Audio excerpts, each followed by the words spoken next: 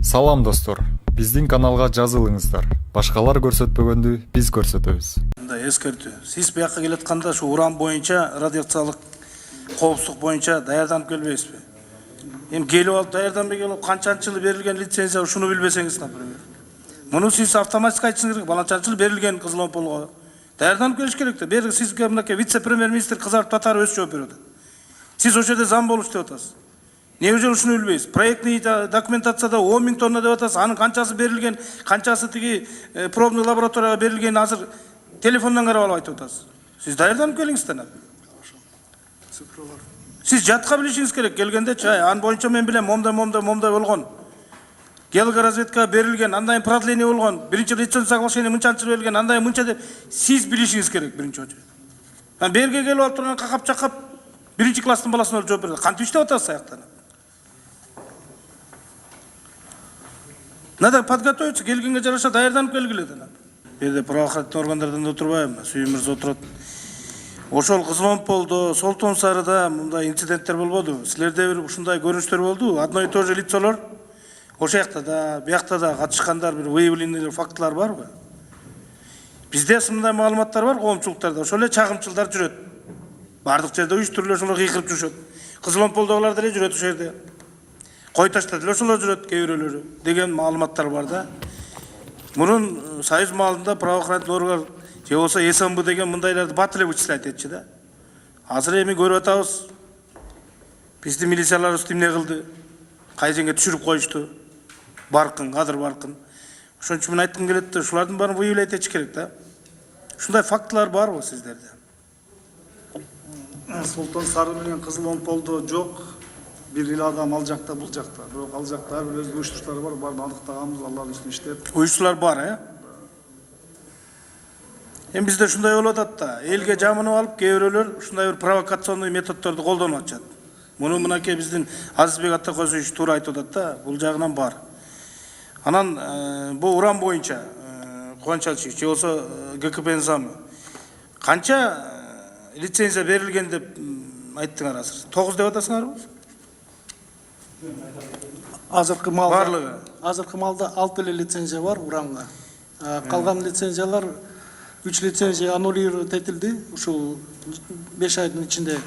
Анан дагы 9 лицензия уран алтын редкий земли уран смешанный болчу. Алар урандан баш тартышты, ошондо алардын лицензиясын өзгөрттүк. Азыр алар уранды изилдешпейт. Мына 2 айдын ичинде ГАОсту биз өзүбүздүн чечим менен милдеттендирип берген экенбиз да. Бизге ошол канча лицензия берилген, кандай этапта деп, мынасы менин колумда турат да. Бу жерде 10 месторождение жүрөт. 10 жүрөт.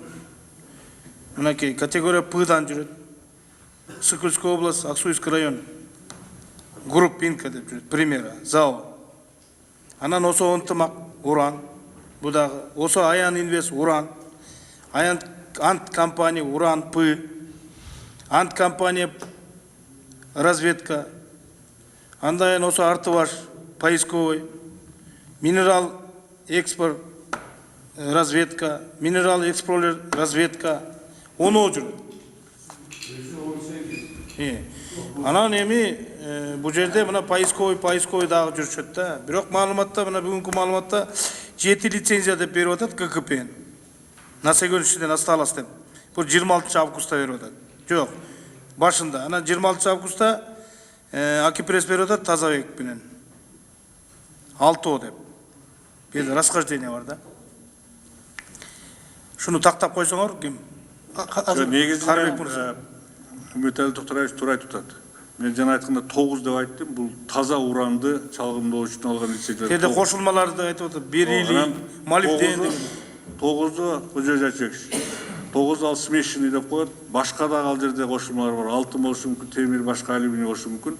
Буларды 9-ду сразу эле уранды изилдебейбиз, уранга аралашпайбыз деп алар лицензиясын сактап калып, алар чыгып кеткен. Ошо менен 9 калды да. 9-дан 3-2 бүгүн жок. Кайрата неме атазбат этилип алынды, 6 калды ошондо. 7 бул эски информация болсо керек да, мурунурагы. Андан тышкары Акипрессте дагы момундай пайда болду сайтта. 26 августта 2019 жылы. Турмуш деген раздел. Ошол жерде участок Бакта, Кызыломпойский месторождениеде Кочкорский районунда добывали песок дейт. Барбы ушундай? Ну там несанкционированный малер ошо. Муну экотек инспекция срочно караш керек да. Если Кызыломпойский площадьта, если уран болсо бар жерден, песокты добывать этсе ал деле ачат да, фанит этет да. Ага деле эл недовольный болот эртең. Жапса жабалы да баарын, жаппаса анда бирөөнө паблашка берип сен каша бер, ача бер, песогуң ала бер дегенде болбойт да. Жапса баарын жабалы да. Ал жерден песок ал деген эч ким болгон эмес. По-моему, жанагындай элдик репертуарга чыккандагы маселе болчу бул. Акипресстин информациясы. Бирөө, сиз Акипресстин айттыңыз, ошого жооп берип коеюн. Бирөө машинага ошол сиз айткандай кум жүктөп алып, ошол жактан алыптыр да. Самостоятельно эч кимден уруксаты жок эле. Айылдагы турмуш кадимкидей эле. Аны ошону жүктөп баратканда айылдагы активисттер токтотуп алып, ошону тартышып, көрсөтүп, ушул ызычы болуп чыкты. Реакция кылган ага. Экотек инспекция. Кийинки сурам бул МАГАТЭ боюнча. Канчанчы жыл МАГАТЭге член болуп кирдик биз? Мүчө болуп. Так, берде Толонгутов Байгабыл Молдошевич барбы? Ким? Сизби Толонгутов Байгабыл? Сиз убагында Центр государственного регулирования сферы охраны окружающей среды бүгүнкү күндө ошол жерде иштейсизби? Гаоста. 17 сентябрда 2003 жылы 137 болуп биз Международное агентство по атомной энергии МАГАТЭге кирген экенбиз, мүчө болуп. Баягы 47-чи генеральный конференция этой организацияда ошондо кириптирбиз. Ошол убактан бери кандай польза болду бизге? Ким жооп берет? Канча акча которулду МАГАТЭден? Сиз билесиз го дейм, Сколько денег, мисалы үчүн, перевели бизге? Биздин данный боюнча 2 миллион 526 деп атат. Миң. Анан технический помощтор, кандай помощтор болгон? Берде Шык Маматтын берген 24 Акипресстен берген маалыматына таянып асып көп суроо берем. Ошого сиз жооп берсеңиз, правильно или неправильно, правда или неправда деген. Хорошо. Сиз иштегенсиз да бул жана Чуйский лабораторияда, Чуйский лаборатория Каралтада 86 жылдан бери иштедим. Чуйская экологическая лаборатория дейт. Ошондо иштегенсиз да? Аякта иштедим, 10 жылга чейин аякта иштедим. Так. 10 жылдан бери. Бүгүнкү күндө Гаоста иштейсиз, туурабы? Ошол МАГАТЭ линиясы боюнча канча технический помощь жана канча акча келип түштү Кыргызстанга, ушу течение биз мүчө болуп киргенден баштап? Ну, постановление правительства боюнча 16 жылдын декабрынан бери биз регулирующий орган болуп саналабыз. Ага чейин жакында зам генеральный директор МАГАТЭ келип кетти. 2 миллион сиз айткан цифра. 2 миллион 526 миң. Ал болсо национальный 180 евро. Национальный проекттер бар, ар бир проект боюнча маалымат бар. Бизге оборудование келген, көбүнчөсү национальный центр онкологияга келген. Көбүнчөсү. Бирок ошол проекттер боюнча мына, например, МЧСке 1 миллионго жакын оборудование түштү. Канча? Миллионго жетпейт, бир 600 миң еврого оборудование түштү МЧСке. МЧСке, да? А Чуйский экологический лабораторияга кандай оборудование түштү? Чуйский экологический лабораторияга оборудование түшкөн жок. Өз убагында баягы ал лаборатория радиоактивный материалдар менен займат эткени үчүн агентство менен соглашение түзүп, бир 6 наименование оборудования берилген для проведения исследований. Анан кийин баягы жалоба түшүп 10 жылы следствие болгондон кийин ошол оборудованиянын баары кайра госагентство которулуп берилген. Бүгүнкү күндө аякта оборудование жок. Шык Маматов Верхний Нарынский каскад боюнча комиссиянын төрагасы болуп туруп, мындай фактыларды келтирип айткан экен да. 2016 жылы мы выявили дейт коррупционные факты и принесли на блюдечке дейт. И как раз сиз жөнүндө айтып атат да ошол эки.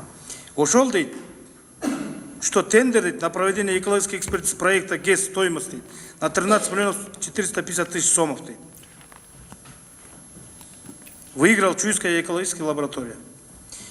Принадлежащая на некоем дейт Байгылуу Төлөнгутову деп сизди жазып атат да. Ал боюнча пресса көп чыккан. Анан кийин специальная комиссия агентствода ачылган. Анан кийин аны прокуратура и антикоррупционная служба займат эткен. Ал боюнча эме бар, заключение. Биз болсо эми баягы мен айтып кетейин, киши менен өзүм да жолугуп сүйлөшкөм андан кийин.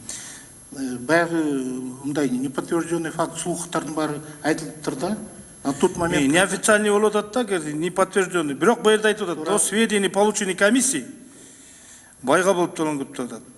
100% обладателем акций дейт, осо дейт. Тот чуйский лабораторияга 100% хозяин болуп алган деген маалыматты берип атат да. Жок. Андай жокпу? Ошо кезде текшерүлбөдүбү? Ал моментте... Мен сурап атам, мага материал келип атат да. Ошо туура.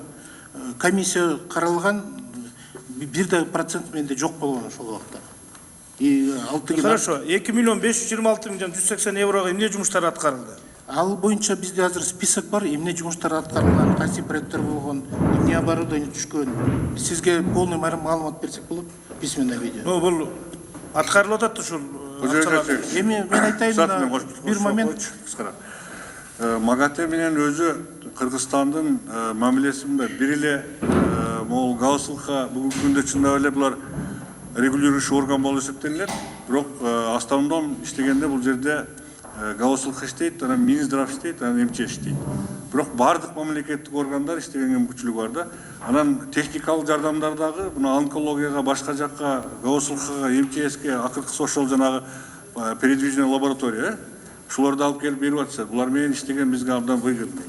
Анан кийин дүйнөлүк мындай деңгээлдеги көп масштабтуу чоң жардамдарды ушулардын заключениясы менен келет да. Биз булар менен иштешибиз керек. Жанагы маселе боюнча чындыгында сиз айткандай убагында бир фактор болгон. Ошол эл аралык уюмдардын жардамы менен кээ бир оборудованияны Чуйск ошол лабораторияга өткөрүп беришип, ошол жакта иштеш керек. Себеби Чуйск лаборатория Кыргызстандын единичный лаборатория болгон ошол убакта. Анан азыр лабораториядагы имуштоонун баарын кайтарып гаусылкага берген, гаусылка өзүнүн азыр помойный небесин иштетет, ошондойбу? Туура. Азыркы күндө Кубат Алчиевич болсо, Карбек мырза, бизде бул хвостохранилищалардын эң сел опасный, жанагы көлгө түшө турган жерлери бар деген. Кайсы жерлерде хвостохранилища эң опасный биринчи очередь бүгүнкү күндө? Эң опасный майлуу суу бизде. Майлуу суу себеби 23 хвостохранилищанын көпчүлүгү ошол суунун жээгинде жайгашкан. Эгерде сууда бир маселе чыга турган болсо, анан жууп кетсе, чындап эле бизде регионалдык түрдөгү мындай катастрофа болбосо дагы бир кыйынчылык. Каждысайчы? Каждысайды бүгүнкү күндө бүт көрүштү. Бүттү. Реабилитациясы бүттү. Жанагы айтып аткан Бактыбек Сагынович айткан проекттин негизинде азыр Миң кушту иштеп атышпайбы? Миң кушта дагы көчкү бар, бирок көчкүнүн движениясы азыраак. Аны көчүрүп, башка жакка 4 хвостохранилищаны көчүрүп, 3-өнү көчүрүп, 4-үнчүсүнө бардыгын бир жерге чогултуп көмөт, анда Миң куштукка дагы Кудай буйрса вопрос чечилет да. Эми азыр берде депутаттар айтып атпайбы, убагында шашып кеттиңер, анан эксперттердин заключениясы. Бул боюнча мен да эң биринчи өзүмдүн маалымат бергенде айткам. Биз азыр кыргыз эли бир жаман адат болду да, адис сүйлөбөй эле көчөдөгү адамдар кыйкырып калды да. Билгенде эле, билбегенде эле муну жабыш керек, атыш керек болуп калды.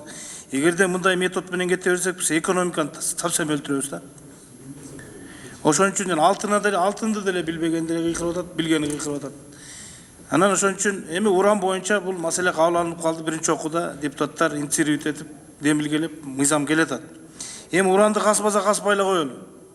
Урматтуу депутаттар, раз зыян болсо да. Бир убакта дагы биздин адистер туура элге түшүндүрүп берер да, ушу туура экен. Бул деген не превышает. Ошо Казакстанда мына соседний өлкөдөбүз лидерствовать этип атат. Алардын абасы менен, воздуху менен бизге алардын фондору келбей, келет да. Же биз эмне шторка менен жаап алабыз. Алардын территориясы эбегейс чоң. Бирок эгерде мунун бир опасный жери бар экен, ошол норманы көрсөтүп туруп эле ачылып баштаганда может быть чыгып кетиши ыктымал экен да. Ошон үчүн муну азыр мыйзам менен депутаттар уран дегенди деги запрет кылып туралы деп атат. Колдоп атабыз. Мейли запрет кылса запрет, бөлөктөрүн деле жакшылап казып алалычы биз. Алтын, күмүш, мед, редкоземельный ошолор. Калганын тууралап алалы да, көмүр дегендей. Ошон үчүн мен ойлойм, мыйзам биринчи окууда өтүп туруп кеткен, азыр экинчи, үчүнчү окууда өтөт. Муну колдоп беришет депутаттар. Анан кийин жана Евразияны предмет разговорго деп атпайсың, межведомственный комиссия ошону түзүлгөн деп. Аны өзүңөр чечкиле, анан бу жерде поисковойго тиякпай калган, негизи лицензия алган баягы добросовестный инвесторлорду же ошол бизнесмендерди ушумлет этпеш керек да. Алар эми билген жок убагында. мындай болуп кетер. Рас мындай болду, аларга альтернатив вариант, другой бир варианттарды сунуш кылып өкмөт иштеш керек деп ойлойм. Сөзсүз альтернативный вариант менен барабыз деп биз ошого багыт алып атабыз.